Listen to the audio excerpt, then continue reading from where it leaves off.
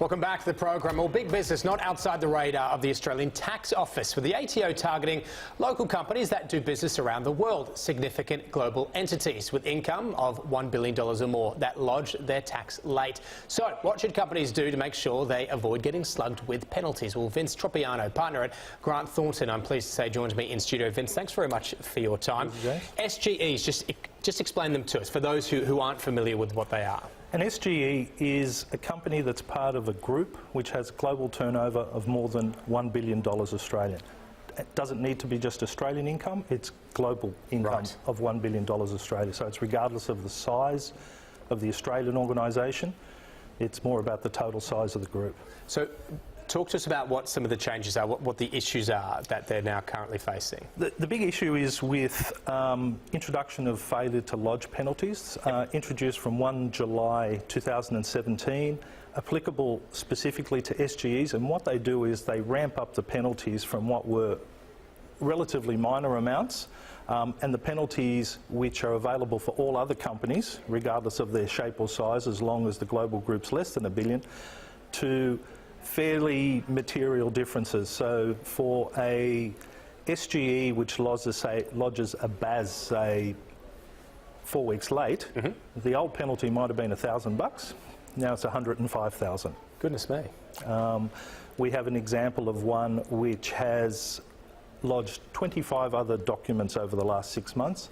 For a couple of internal reasons, they missed a couple of BAS statements. One was about 3 months late, one was about 6 months late. They've just received a notice of penalties of $840,000. Look, considering those sizable penalties, I mean, as you made mention, SGEs could so it could be essentially an SME here in Australia, but it's actually part of a broader global group.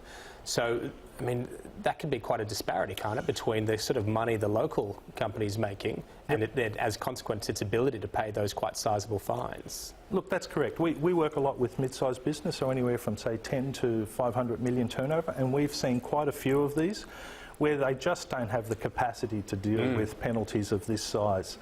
And they don't have the internal structure to deal with penalties of this size. So there's a whole bunch of things they need to do. They need to be aware of it, and they need to work through some systems.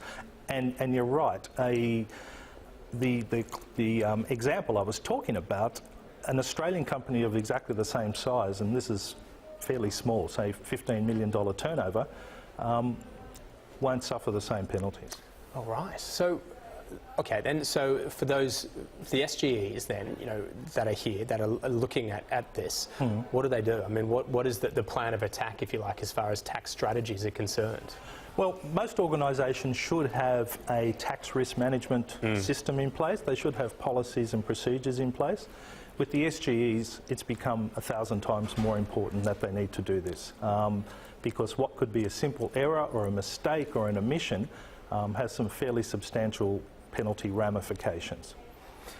The ATO have also pushed further along in this in terms of things like their audits and reviews. They're undertaking more of a risk-based approach, and they're looking to determine the quality of the internal systems before they determine whether or not they're going to undertake a full-blown audit. So, it's important to actually undertake some of these activities, make sure that you've got the right sort of structure in place, make sure you've got the right sort of systems in place, and ensure that your tax risk management and tax governance is up to speed, because that'll ensure that the ATO won't come at you with some more audit activity. And, I mean, is there a view from your perspective that there is enough adequate tax strategy and planning in place for, I suppose, not just those sorts of companies that you deal with, but across the board when it comes to responding to these changes in the ATO?